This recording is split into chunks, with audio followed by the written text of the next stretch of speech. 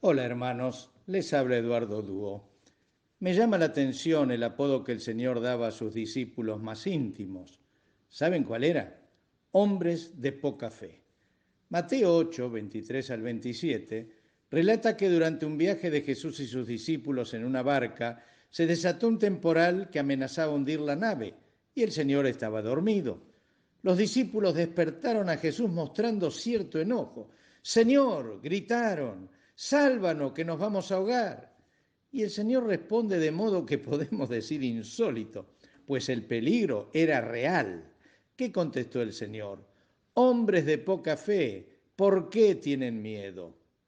En Mateo 14, 22 al 31, está registrado el milagro del apóstol Pedro caminando sobre el agua al ser animado a ello por Jesús. Pero al ver el furor de las olas y el viento, Pedro se asusta y se hunde hasta que Jesús acude a salvarlo y le reprocha diciendo, hombre de poca fe, ¿por qué dudaste? ¿Qué te parece? ¿Estuvo bien Jesús? ¿Qué responderíamos nosotros si recibiéramos un apodo así después de vivir situaciones límites como la de estos dos relatos? Con una mentalidad puramente humana nos sentiríamos molestos, pero entendamos que Jesús no usaba el sarcasmo al hablar, sino que expresaba con sinceridad no solo lo que pensaba, sino lo que esperaba de sus seguidores más íntimos. Jesús sabe que somos débiles, frágiles, miedosos, que tendemos fácilmente al desánimo, pero espera de nosotros una dimensión de fe que excede el intelecto humano. La fe en Dios de quienes somos discípulos de Jesús tiene que tener una dimensión mayor que la que por naturaleza posee cualquier ser humano. Nuestra confianza en el Señor tiene que tener una dimensión sobrenatural, una dimensión que alcance el nivel que Jesús espera que sea común en quienes nos identificamos como discípulos suyos. Las Sagradas Escrituras nos dejan saber que Pedro creció al nivel de fe que espera Jesús. En Hechos 3 se relata que oró por un hombre lisiado de nacimiento que se sanó inmediatamente y ante el asombro de los que estaban presentes, Pedro les pregunta, ¿por qué les sorprende? Otra versión dice, ¿por qué se maravillan de lo que ha pasado?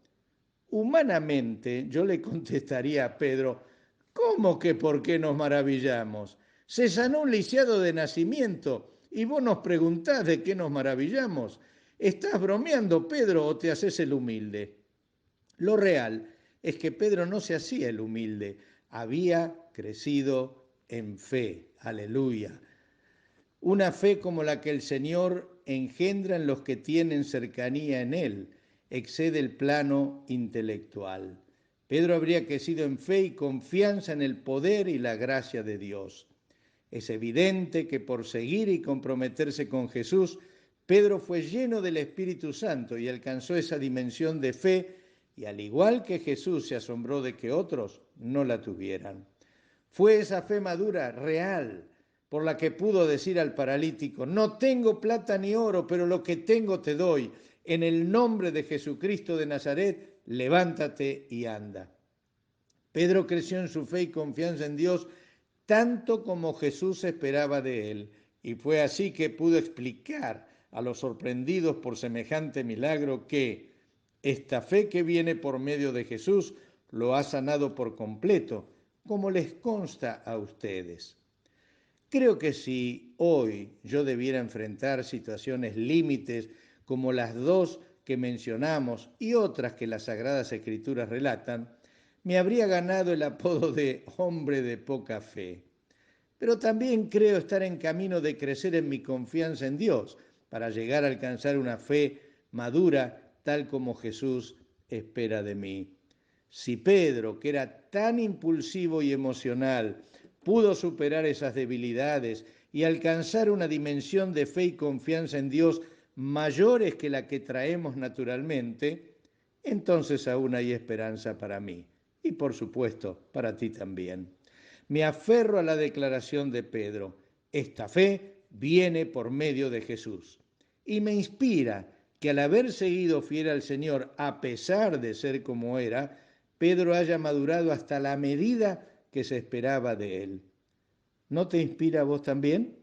Que tengas un excelente día en compañía de Jesús.